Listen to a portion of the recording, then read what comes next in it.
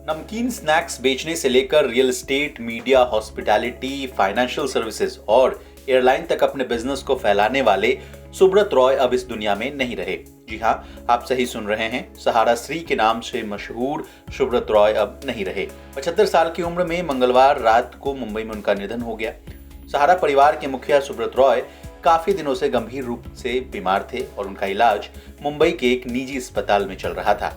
बुधवार को उनका पार्थिव शरीर लखनऊ के सहारा शहर लाया जाएगा, जहां उन्हें अंतिम श्रद्धांजलि दी जाएगी।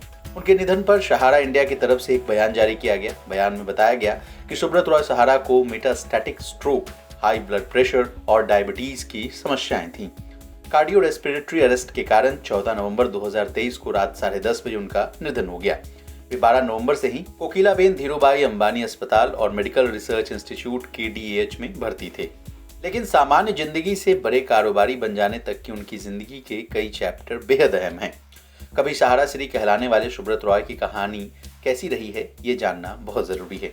सुब्रत रॉय ने 1978 में गोरखपुर में एक छोटे से ऑफिस से सहारा की नींव रखी।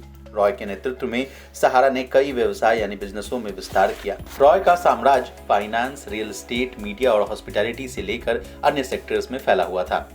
ग्रुप ने 1992 में हिंदी भाषा की समाचार पत्र राष्ट्रीय सहारा को लॉन्च किया। 1990 के दशक के अंत में पुणे के पास महत्वाकांक्षी एम्बी वैली सिटी परियोजना की शुरुआत की और सहारा टीवी के साथ टेलीविजन क्षेत्र में भी प्रवेश किया। साल 2000 के दशक में सहारा ने लंदन के ग्रोसवेनर हाउस होटल और न्यूयॉर्क शहर के प्लाजा होटल जैसी प्रतिष्ठित संपत्तियों के अधिग्रहण से अंतर्राष्ट्रीय सेक्टर्स में सुर्खियां बटोरी। लेकिन सुब्रत रॉय पर उनकी 2 कंपनी के नियमों के खिलाफ लोगों से पैसे निवेश करवाने का आरोप भी लगा।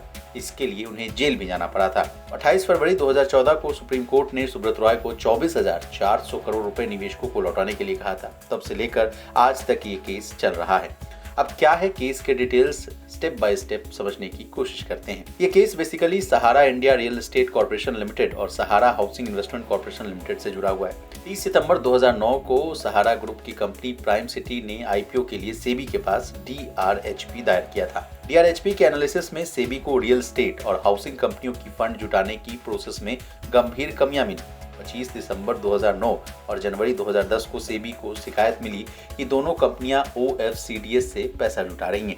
सेबी को जब पता चला कि कंपनी ने OFCDS के जरिए 2 से 2.5 करोड़ लोगों से 24,000 करोड़ रुपए जुटा ली, मामला सुप्रीम कोर्ट तक पहुंच गया और साल 2012 में कोर्ट ने सहारा को पैसा 15% ब्याज के साथ लौटाने को कहा। सहारा 3 महीने के भीतर पैसा नहीं जमा कर पाया तो कोर्ट ने 3 किस्तों में पेमेंट करने का आदेश भी दे दिया। सहारा ने सिर्फ 5,120 करोड़ रुपए की पहली किस्त जमा की और बाकी पेमेंट कभी भी जमा नहीं किया। 28 फरवरी 2014 को सुप्रीम कोर्ट के आदेश पर लखनऊ पुलिस ने उन्हें हिरासत में ले लिया। रॉय 2 साल तक तिहाड़ जेल में रहे और साल 2016 से वे पेरोल पर जेल से बाहर हैं। अपने पीछे सहारा श्री अपनी बीवी स्वप्ना और 2 बेटे को छोड़कर गए हैं। बता दें, सुब्रत रॉय के दोनों बेटे सुशांतो रॉय और सीमांतो रॉय हैं।